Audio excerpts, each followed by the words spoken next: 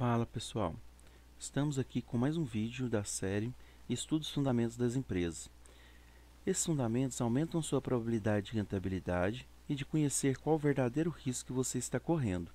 E são poucas as pessoas que sabem fazer essa análise, que de fato não são tão difíceis. Bora lá! A Klabin Papel e Celulose é a empresa estudada hoje, e foi um pedido dos nossos seguidores feitos no Instagram Investimentos Saudáveis. Segundo fontes, o setor de celulose e papel experimenta desde 2017 um cenário morno e de crescimento lento, com baixo preço da celulose.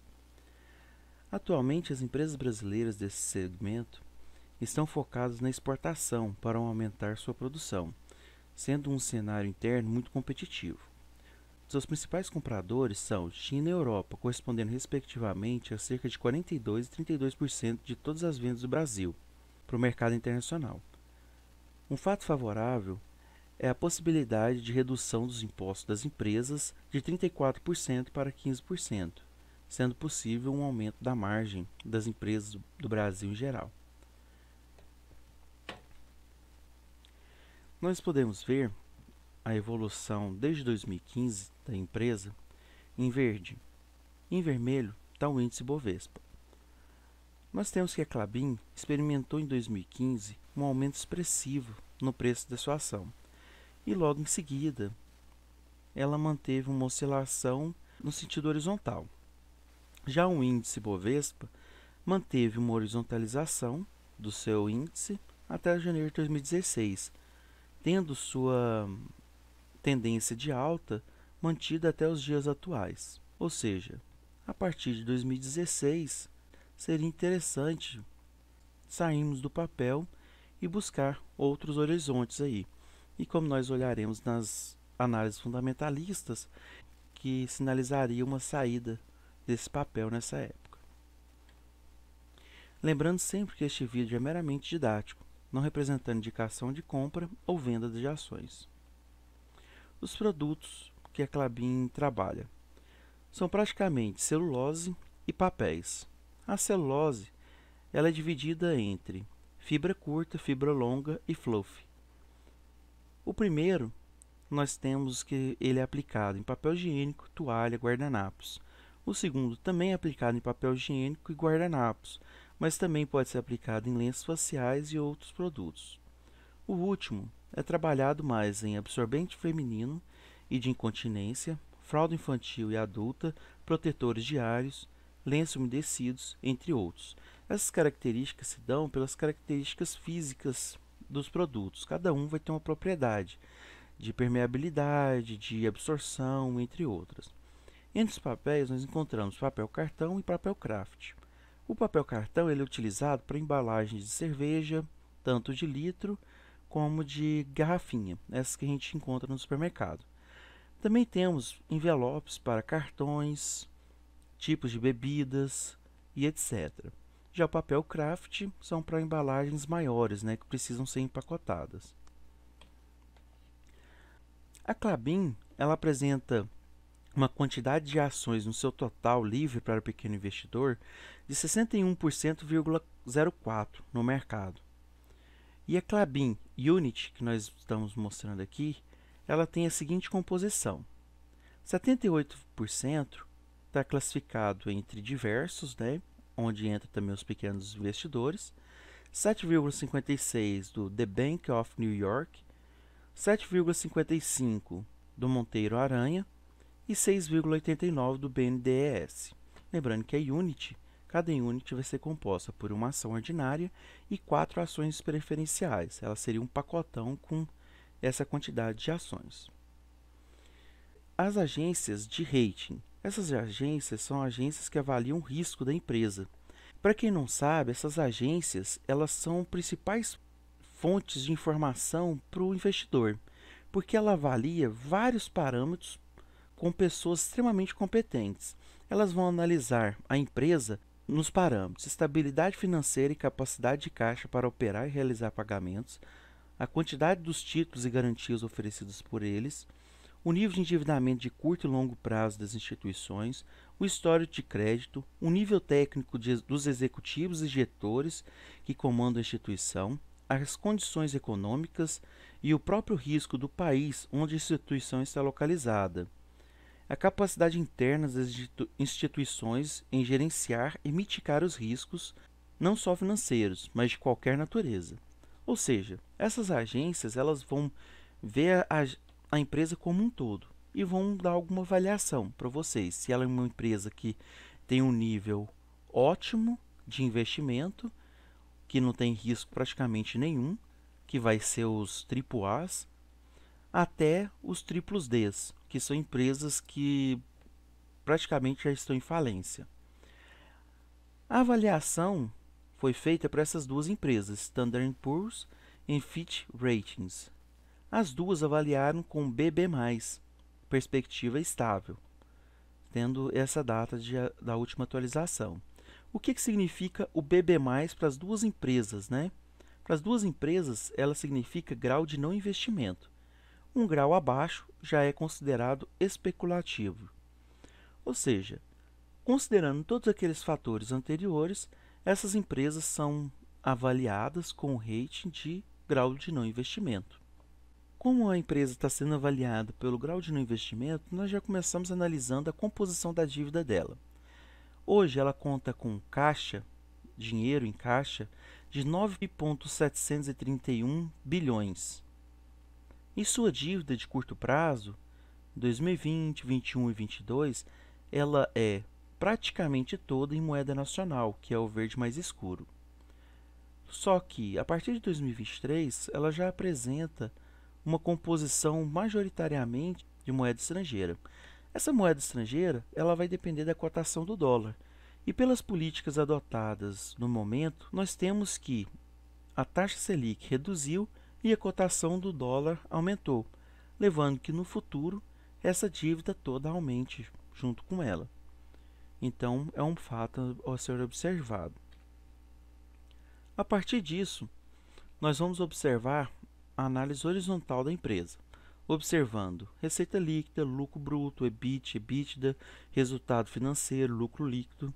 E a partir disso, nós vamos comparar com dívida bruta, disponibilidades, estoques e distribuição de dividendos. Como que isso daí está acontecendo? Nós podemos observar que a receita líquida e o lucro bruto eles vieram crescendo, a não ser no último ano que o lucro bruto deu uma queda.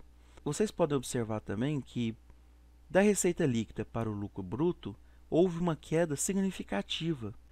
Essa queda que aconteceu aqui é natural de ocorrer pelas características do setor, porque o custo de produção dos produtos dela é muito alto. Elas precisam de lavouras de eucaliptos, de pinho, tem que ter transporte desses produtos, tratamento dos produtos. Então, realmente é um setor que precisa de muito trabalho. Daí você pode ver que o EBIT é praticamente o mesmo do lucro bruto, não tem uma variação tão grande, e o EBIT veio crescendo, a não ser no último ano também. O último ano foi um ano de estresse do setor. Porém, quando analisamos o resultado financeiro, isso daqui já nos leva a uma certa preocupação sobre a empresa. Os resultados financeiros vão ser relatados como dívidas que tem que pagar, despesas fixas, pagamentos, distribuição de dividendos. Isso aí tudo tem dentro de resultados financeiros. Os resultados financeiros, nós temos que aqui foi negativo no ano de 2015, só que ainda tem um fato mais importante, que o resultado financeiro ele foi praticamente o dobro do EBIT. Ou seja, o resultado financeiro ele comeu todo o EBIT e mais um pouco. Então isso mostra que a empresa tá com um problema sério nisso daí. No ano de 2016, porém, ele teve um resultado financeiro positivo. Porém, você pode analisar que a dívida líquida, a dívida bruta também aumentou nesse ano. Então a gente tem que balancear isso, porque o EBIT ele diminuiu, resultado financeiro aumentou, mas o resultado financeiro aumentou junto com uma dívida bruta que aumentou também. Então isso daí a gente não sabe se foi uma coisa consistente. Nos outros anos a gente vê que esse resultado financeiro positivo não foi uma coisa consistente. Ele começa a aumentar até 2018, chegar em menos 3 bilhões, que passa o EBIT de novo. E no ano de 2019 ele volta para 1.600, mas ainda vai ser mais da metade do EBIT, certo? Então isso aqui, o resultado financeiro dela está prejudicando seriamente a empresa. E vocês podem notar que a dívida bruta veio crescendo sistematicamente também, que não é uma coisa boa. Além disso, nós temos que os estoques vieram crescendo consistentemente também, de 7 milhões para 1,3 bilhões, que é quase o dobro do estoque de 2015. E nós temos que a distribuição de dividendos, ela praticamente multiplicou por 2,5 vezes, né? Cresceu bastante também aí. Se nós observarmos o crescimento ano após ano, nós temos que receita líquida cresceu consistentemente. O último ano não teve desempenho tão bom, de 2018 para 2019. O lucro bruto cresceu também. No último ano você pode perceber que ele não teve a mesma consistência. Nós podemos perceber que o resultado financeiro só teve um aumento, que foi positivamente, de 2015 para 2016. Em seguida, ele teve um decréscimo de 2016 para 2017, de 2017 para 2018, sendo que de 2017 para 2018 ele decresceu 3 vezes, né? Então ele teve um decrescimento muito grande e ele obteve um acréscimo de 2018 para 2019, porém ainda continua negativo. Se nós observarmos ainda a dívida dela, nós temos que a dívida bruta cresceu 2%, cresceu 6%, aqui praticamente ela continua estável, né, decresceu 1%, e de 2018 para 2019 ela aumentou 24%. Uma coisa que balanceia isso é o crescimento das disponibilidades, que ela cresceu 38%. Então, proporcionalmente, ela cresceu mais as disponibilidades do que a dívida bruta no último ano. Isso daí se dá também por causa da aquisição que a Klabin fez de uma plantação, né, de uma lavoura de eucalipto. Então, a gente tem que observar isso também, porque essa lavoura ela é primordial para a nova fábrica da Klabin funcionar. Os estoques dela também veio crescendo consistentemente durante os últimos anos. E a distribuição de dividendo sempre veio crescendo, sempre positivamente.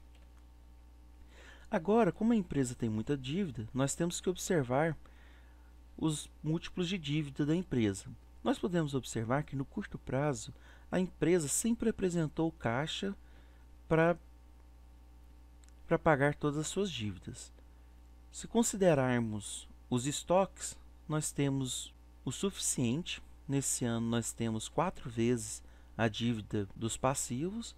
E se tirarmos estoque, nós percebemos que não influencia tanto, pois só de recebíveis e dinheiro em caixa, a empresa já apresenta o resultado quase todo para pagar sua dívida.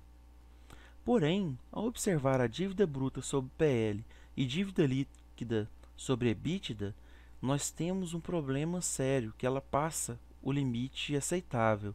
A dívida bruta sobre PL, eles pedem que seja em torno de 0,5, que aqui no caso vai dar 50%.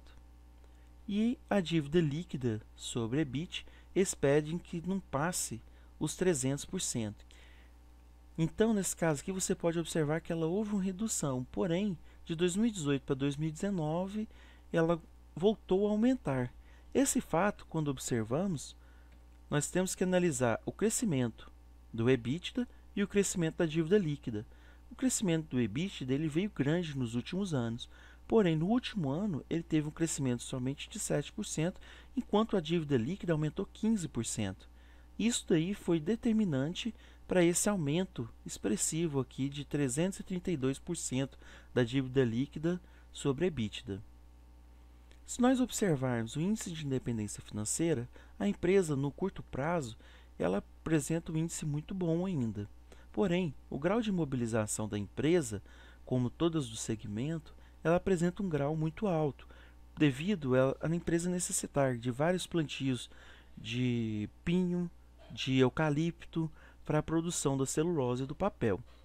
O grau de endividamento da empresa está girando sempre em torno de 60%. Apesar dela sempre estar consistente, não tem muita variação para mais, ela tem um grau de endividamento elevado, como podemos verificar na dívida bruta sobre PL e dívida líquida sobre EBITDA. Os crescimentos dela foram sempre positivos, né, a partir de 2016, ano após ano. Já o dívida líquida sobre EBITDA, nos anos de 2016, 2015, 2016 e 2017, ela reduziu esse índice, porque o EBITDA cresceu bastante, mais do que a dívida líquida proporcional. Se observarmos a independência financeira da indústria, nós temos que ela veio, ano após ano, reduzindo. As margens. A margem bruta da empresa, podemos observar que sempre variou acima dos 30%, que para o setor é uma margem bruta boa, não é uma margem bruta ruim. Nós temos também que a margem EBITDA dela não é uma margem ruim para o setor, que vai ficar em torno de 25%, 20 a 25% acima disso. Se nós observarmos, porém, a margem líquida da empresa, ela vai ficar oscilando muito, sendo 2015 negativo, né? Ou seja, no final de 2015 nós observamos que a dívida aumentou e a margem líquida aumentou. E isso daí já indicaria que o mercado vai ter uma reação negativa a isso, né? Que teve, mostrando no gráfico anterior, lá no início, que as ações caíram. E até hoje ela não se estabilizou, porque a margem líquida dela também aqui, ó, ela sofre muito com os problemas financeiros da empresa. Sempre ela está oscilando bastante. Se você observar o crescimento e decrescimento dessas margens, a margem bruta mais caiu do que subiu nos últimos anos. A margem EBIT também mais caiu do que subiu. E a margem líquida, ela caiu muito nos últimos anos, melhorando só de 2018 para 2019. Ou seja, nós temos que ter muito cuidado nessa análise da empresa. Agora para a análise do Return on Equity, que é o ROI. O Return on Equity, você tem que, de 2015, ele foi negativo, e isso daí foi influenciado por causa da margem líquida, porque o ROI ele vai ser a multiplicação do giro de ativo, grau de alavancagem financeira e margem líquida. O ROI está sendo impactado diretamente na sua variação por causa da margem líquida. A margem líquida é o que maior tem oscilação durante esses anos. Se você observar, o giro de ativo foi melhorando durante os anos de 2015 para 2019. O grau de alavancagem financeira ele também foi aumentando, ou seja, muita do retorno que ela está obtendo é graças ao grau de alavancagem financeira da empresa. E a margem líquida ela está oscilando muito. Quando ela é uma margem líquida boa, o ROI fica muito bom. Quando ela dá resultados que não são tão bons, o ROI cai expressivamente. Ou seja, o resultado financeiro da empresa que está atrapalhando a maioria dos quantificadores dela. O ROA ele é expresso como giro de ativo vezes margem líquida. Quando você faz essa multiplicação, ele também vai ser impactado negativamente pela margem líquida e sua oscilação. Daí nós temos que, devido à grande oscilação da margem líquida, todos esses quantificadores que dependem dela não vai ter uma estabilidade no seu crescimento, tendo uma oscilação comprometida. Agora, como a empresa tem um endividamento, nós vamos observar o CAPEX e os fluxos de caixa. Nós podemos perceber que o CAPEX dividido pelo Depreciation and Amortization sempre foi uma quantidade sadia. Se nós observarmos o fluxo de caixa CAPEX, nesse caso aqui eu não fiz a diferença do fluxo de investimento e o fluxo operacional. Eu fiz a divisão para ficar mais clara. Se nós observarmos essa relação, nós temos que esse daqui cresceu 265%, esse daqui investiu 213%, esse daqui investiu 51% do caixa operacional, 39%, e esse daqui, por último, 87%. Ou seja, nós temos uma taxa de investimento aqui de praticamente 100% do caixa operacional. Isso daí mostra também uma necessidade do caixa de financiamento ser mais elevado.